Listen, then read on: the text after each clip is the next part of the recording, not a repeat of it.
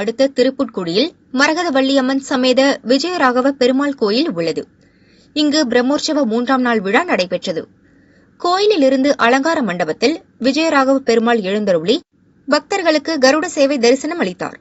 பின்னர் தங்க கருட வாகனத்தில் சாமரம் வீசிய நிலையில் எழுந்தருளிய பெருமாள் முக்கிய வீதிகளில் வலம் வந்தார். வழிநெடுக பக்தர்கள் தரிசனம் செய்தனர்.